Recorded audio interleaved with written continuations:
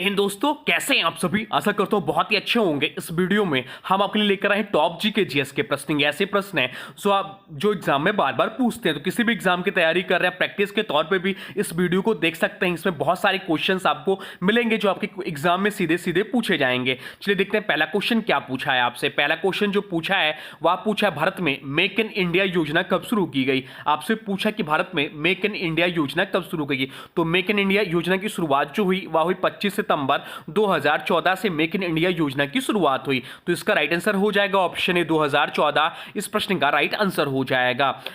बाकी अन्य योजनाओं की बात करें जो एग्जाम में पूछता है तो डिजिटल इंडिया, ध्यान रखें डिजिटल योजना की शुरुआत 1 जुलाई 2015 को शुरू हुआ। स्वच्छ भारत मिशन योजना की शुरुआत 2 अक्टूबर 2014 से हुआ। तो प्रधानमंत्री जनधन योजना भी ध्यान रखिए, प्रधानमंत्री जनधन योजना की शुरुआत 28 अगस्त 2014 से शुरू हुआ। एक बेटी बचाओ बेटी पढ़ाओ योजना का भी ध्यान रखिए, बेटी बचाओ बेटी पढ़ाओ योजना की शुरुआत 22 जनवरी 2015 से हुआ। अब चलते हैं अगले प्रश्न की ओर, देखते हैं अगला प्रश्न क्या पूछा है आपसे। अगला प्रश्न पूछा है, उस प्रसिद्ध भारतीय क्रिकेटर का नाम बताइए जिसने 281 एंड बियॉन्ड किताब लिखी थी। चलिए बताइए राइट आंसर क्या हो जाएगा। तो राइट आंसर जो हो जाएगा वो हो जाएगा ऑप्शन ए वीवीएस लक्ष्मण। इस प्रश्न का राइट आंसर हो जाएगा। सचिन तेंदुलकर की आत्मकथा प्लेइंग इट माई वे है। ऑस्ट्रेलिया के पूर्व कप्तान रिकी पॉन्टिंग की आत्मकथा Ponting at the close of play है। नो स्पिन नामक पुस्तक सेनवान ने लिखा है और 281 एंड बियॉन्ड जो है वीवीएस लक्ष्मण के द्वारा लिखी गई है। अब चलते हैं अगले प्रश्न की ओर, देखते हैं अगला प्रश्न क्या पूछा है आपसे। अगला प्रश्न पूछा, भारत की पहली महिला मुख्य चुनाव आयुक्त कौन थी। आपसे पूछा कि भारत की पहली महिला मुख्य चुनाव आयुक्त कौन थी। चलिए बताइए राइट आंसर क्या हो जाएगा। तो राइट आंसर जो हो जाएगा वो हो जाएगा ऑप्शन सी बीएस रामा देवी। इस प्रश्न का राइट आंसर हो जाएगा। बीएस रामा देवी भारत की पहली मुख्य चुनाव आयुक्त थी। तो प्रतिभा सिंह देवी पाटिल क्यों चर्चित। तो प्रतिभा देवी सिंह पाटिल भारत की प्रथम महिला राष्ट्रपति थी। मीरा कुमारी की बात करें तो मीरा कुमारी भारत की प्रथम महिला लोकसभा अध्यक्ष थी। निर्मला सीतारमण की बात करें जो ऑप्शन में दिया तो निर्मला सीतारमण भारत की पूर्णकालिक रक्षा मंत्री बनने वाली पहली भारतीय महिला। तो इंदिरा गांधी भी ध्यान रखिए, इंदिरा गांधी भारत की प्रथम महिला प्रधानमंत्री थी। अब चलते हैं अगले प्रश्न की ओर, देखते हैं अगला प्रश्न क्या पूछा है आपसे। अगला प्रश्न पूछा है, चुनाव आयोग का प्रमुख किसके द्वारा नियुक्त किया जाता है। आपसे पूछा है कि चुनाव आयोग का प्रमुख किसके द्वारा नियुक्त किया जाता है। चलिए बताइए राइट आंसर क्या हो जाएगा। राइट आंसर कमेंट बॉक्स में लिख दीजिए। तो राइट आंसर जो हो जाएगा वो हो जाएगा ऑप्शन डी, राष्ट्रपति के द्वारा चुनाव आयोग का प्रमुख नियुक्त किया जाता है। भारतीय संविधान के भाग 15 में अनुच्छेद 324 से 329 का तक चुनाव आयोग के संबंधित प्रावधान है। चुनाव आयोग की स्थापना 25 जनवरी 1950 को की गई थी। चुनाव आयुक्त का कार्यकाल अधिकतम 6 वर्ष का होता है। बहुत ज्यादा क्वेश्चन पूछता है कि मतदान के दौरान उंगली पर लगाई जाने वाली स्याही का नाम क्या है। तो सिल्वर नाइट्रेट या होता है। अब चलते हैं अगले प्रश्न की ओर, देखते हैं अगला प्रश्न क्या पूछा है आपसे। अगला प्रश्न जो पूछा है वह पूछा है 1948 ओलंपिक में पहला स्वर्ण पदक जीतने वाले भारतीय राष्ट्रीय फील्ड हॉकी टीम के कप्तान कौन थे। चलिए बताइए राइट आंसर क्या हो जाएगा। राइट आंसर कमेंट बॉक्स में लिख दीजिए। तो राइट आंसर जो हो जाएगा वो हो जाएगा ऑप्शन ए किशन लाल। इस प्रश्न का राइट आंसर हो जाएगा। 1948 लंदन ओलंपिक में भारत ने स्वतंत्रता के बाद पहली बार ओलंपिक खेलों में भाग लिया था। भारत की फील्ड हॉकी टीम ने इस ओलंपिक में स्वर्ण पदक जीता। इस टीम के कप्तान थे किशन लाल। 1948 ओलंपिक हॉकी की बात करें तो फाइनल मुकाबला भारत बनाम ब्रिटेन में हुआ था। परिणाम भारत ने ब्रिटेन को 4-0 से हराया था। यह जीत स्वतंत्र भारत के लिए गौरवपूर्ण और ऐतिहासिक था। अब चलते हैं अगले प्रश्न की ओर, देखते हैं अगला प्रश्न क्या पूछा है आपसे। अगला प्रश्न पूछा, वह एकमात्र पाकिस्तानी नागरिक कौन था जिसे भारत रत्न से सम्मानित किया गया था। आपसे पूछा कि वह एकमात्र पाकिस्तानी नागरिक कौन था जिसे भारत रत्न से सम्मानित किया गया था। चलिए बताइए राइट आंसर क्या हो जाएगा। तो राइट आंसर जो हो जाएगा वो हो जाएगा ऑप्शन डी, खान अब्दुल गफ्फार खां। इस प्रश्न का राइट आंसर हो जाएगा। एकमात्र पाकिस्तानी नागरिक खान अब्दुल गफ्फार खां थे जिन्हें भारत रत्न से सम्मानित किया गया था। खान अब्दुल गफ्फार खां को सीमांत गांधी यानी कि फ्रंटियर गांधी के नाम से भी जाना जाता है। सीमांत गांधी को 1987 में भारत रत्न से सम्मानित किया गया था।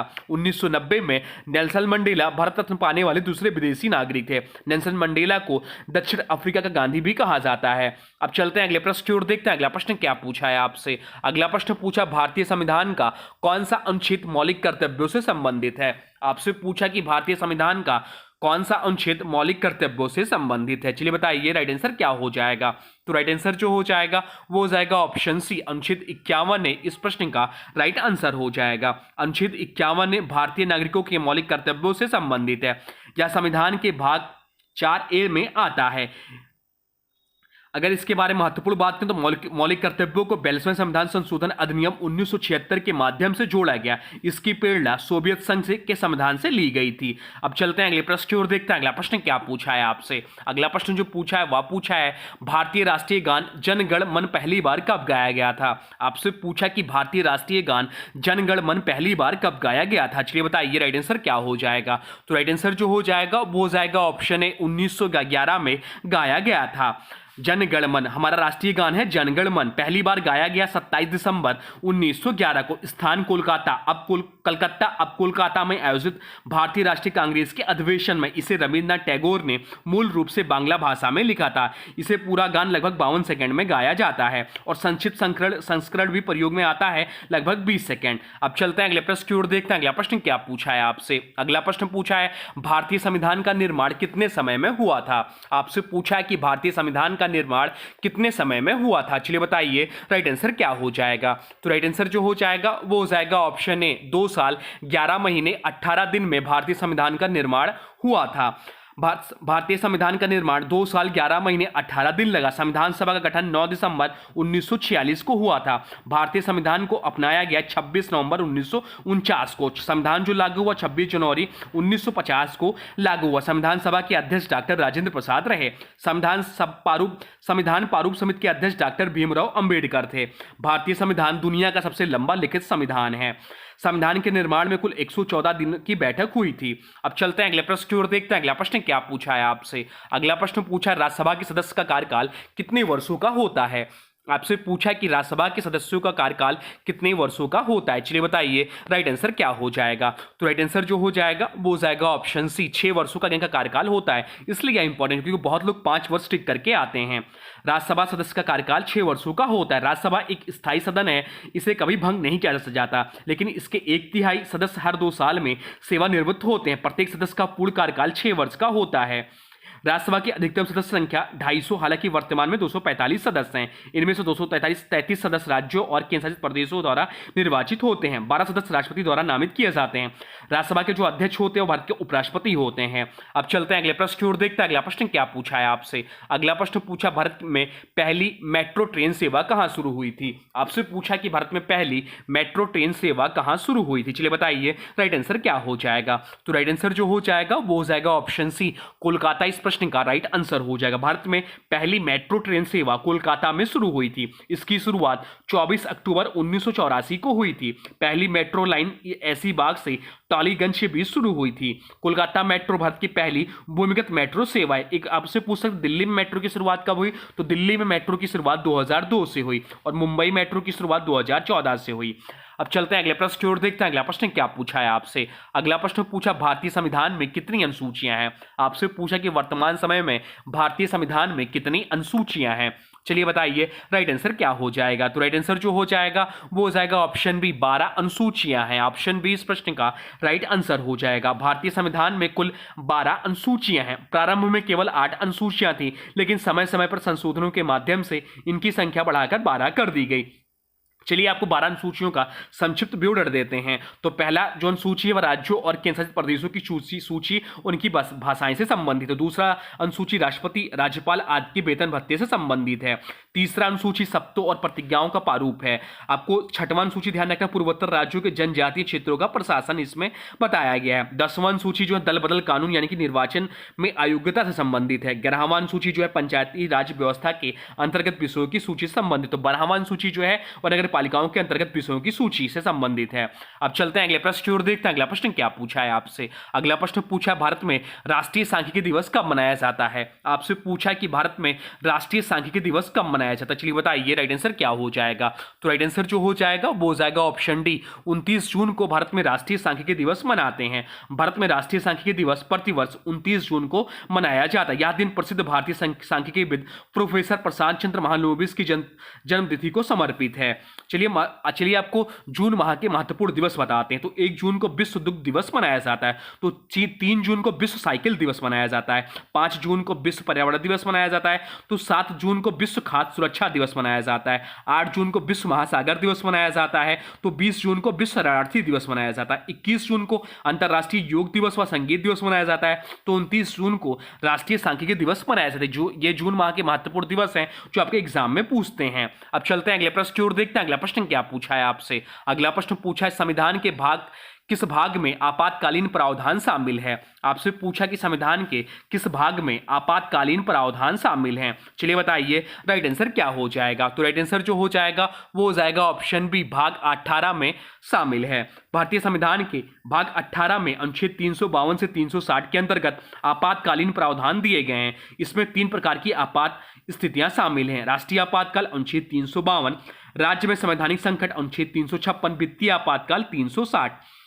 अन्य भागों की बात करें तो भाग 15 जो ऑप्शन में दिया चुनाव यानी कि निर्वाचन से संबंधित है। भाग 20 संविधान में संशोधन से संबंधित और भाग 21 कुछ विशिष्ट राज्यों के लिए अस्थायी संक्रमणकालीन और विशेष प्रावधानों से संबंधित है। अब चलते हैं अगले प्रश्न की ओर, देखते हैं अगला प्रश्न क्या पूछा है आपसे। अगला प्रश्न पूछा है न्यायपालिका की स्वतंत्रता किस अनुच्छेद में वर्णित है। आपसे पूछा कि न्यायपालिका की स्वतंत्रता किस अनुच्छेद में वर्णित है। चलिए बताइए राइट आंसर क्या हो जाएगा। तो राइट आंसर जो हो जाएगा वो हो जाएगा ऑप्शन है अनुच्छेद 50 में वर्णित है न्यायपालिका की स्वतंत्रता। अनुच्छेद 50 या अनुच्छेद राज्य के नीति निर्देशक तत्वों में शामिल है और कहता है कि राज्य कार्यपालिका से न्यायपालिका को पृथक करने का प्रयास करेगा। उसका उद्देश्य न्यायपालिका को स्वतंत्र और निष्पक्ष बनाना है ताकि यह कार्यपालिका के दबाव से मुक्त होकर न्याय कर सके। बाकी ऑप्शन दिया अनुच्छेद 40 तो ग्राम पंचायतों की स्थापना से संबंधित है। अनुच्छेद 25 धर्म की स्वतंत्रता से संबंधित है। अनुच्छेद 356 राज्यों में संवैधानिक तंत्र की विफलता रानी के राष्ट्रपति शासन से संबंधित है।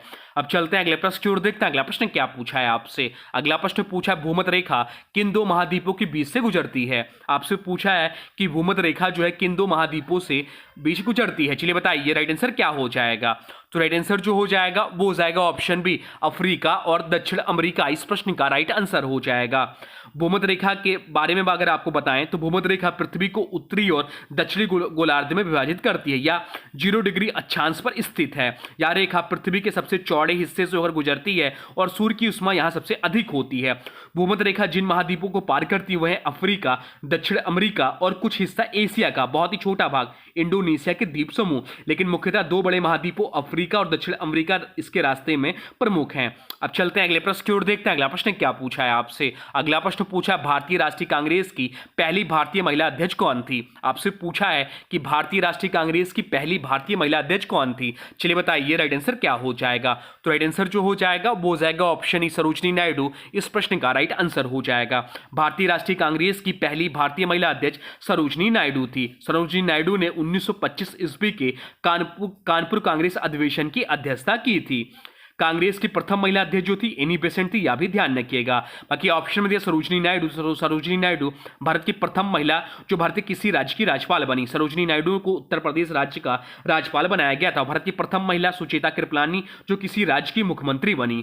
अब चलते हैं अगले प्रश्न की ओर, देखते हैं अगला प्रश्न क्या पूछा है आपसे। अगला प्रश्न पूछा स्वतंत्र भारत का पहला केंद्रीय बजट किसने प्रस्तुत किया था। आपसे पूछा कि स्वतंत्र भारत का पहला केंद्रीय बजट किसने प्रस्तुत किया था। ध्यान रखिए स्वतंत्र भारत का पूछा है तो इसका राइट आंसर हो जाएगा ऑप्शन है आर के शनमुखम चेट्टी। इस प्रश्न का राइट आंसर हो जाएगा। स्वतंत्र भारत का पहला केंद्रीय बजट आर के शनमुखम चेट्टी प्रस्तुत किया। यह भारत का अंतरिम बजट था। गणतंत्र भारत का प्रथम बजट 28 फरवरी 1950 को जॉन मथाई ने पेश किया। भारत में प्रथम बजट 18 फरवरी 1860 ईस्वी में जेम्स विल्सन ने पेश किया था। अब चलते हैं अगले प्रश्न की ओर, देखते हैं अगला प्रश्न क्या पूछा है आपसे। अगला प्रश्न पूछा है भारतीय रिजर्व बैंक की स्थापना निम्नलिखित में कौन से वर्ष में की गई थी। आपसे पूछा है कि भारतीय रिजर्व बैंक की स्थापना निम्नलिखित कौन से वर्ष में की गई थी। चलिए बताइए राइट आंसर क्या हो जाएगा। तो राइट आंसर जो हो जाएगा वो हो जाएगा ऑप्शन बी 1935 में। भारतीय रिजर्व बैंक की स्थापना 1935 की गई थी। स्थापना 1 अप्रैल 1935 को हिल्टन यंग कमीशन की सिफारिश के आधार पर। राष्ट्रीयकरण जो हुआ 1 जनवरी 1949 को। मुख्यालय जो इसका है मुंबई महाराष्ट्र में। पहले British governor sir Osborne Smith थे। पहले भारतीय गवर्नर सीडी देशमुख थे। वर्तमान गवर्नर संजय मल्होत्रा साहब हैं। अब चलते हैं अगले प्रश्न की ओर, देखते हैं क्या पूछा है आपसे। अगला प्रश्न पूछा है भारत में बचपन बचाओ आंदोलन के संस्थापक कौन थे। आपसे पूछा कि भारत में बचपन बचाओ आंदोलन के संस्थापक कौन थे। चलिए बताइए राइट आंसर क्या हो जाएगा। तो राइट आंसर जो हो जाएगा वो हो जाएगा ऑप्शन बी, कैलाश सत्यार्थी इस प्रश्न का राइट आंसर हो जाएगा। भारत में बचपन बचाओ आंदोलन के संस्थापक कैलाश सत्यार्थी हैं। बचपन बचाओ आंदोलन की स्थापना 1980 ईस्वी में किया गया। कैलाश सत्यार्थी को मलाला यूसुफजई के साथ संयुक्त रूप से 2014 में शांति का नोबेल पुरस्कार दिया गया। बाल श्रम संरक्षण अधिनियम 1986 ईस्वी में लाया गया। 12 जून को बाल श्रम दिवस मनाया जाता है। तो ये सब पॉइंट भी ध्यान रखिएगा। तो ये रहे आपके टॉप जीके जीएस के प्रश्न जो आपके आने वाले एग्जाम के लिए बहुत ज्यादा इंपॉर्टेंट है। और जो भी एक्स्ट्रा फैक्ट बताता हूं वो आप कॉपी पेन उठा के नोट कर लिया करिए, वो भी एग्जाम में आपसे सीधे सीधे पूछता है। अब आज के वीडियो से प्रश्न है, इसका राइट आंसर आप लोग को कमेंट बॉक्स में बताना है। आज के वीडियो से प्रश्न है, भारत में राष्ट्रीय सांख्यिकी दिवस कब मनाया जाता है। आपसे पूछा है कि भारत में राष्ट्रीय सांख्यिकी दिवस कब मनाया जाता है। इसका जो भी राइट आंसर होगा कमेंट बॉक्स में जरूर बताइए। और वीडियो कैसा लगा इसके बारे में भी जरूर बताइए। और हाँ देखिए, अभी तक आपने वीडियो को लाइक नहीं किया तो प्लीज वीडियो को लाइक कर दीजिए और चैनल पे नए चैनल को सब्सक्राइब भी कर लीजिए।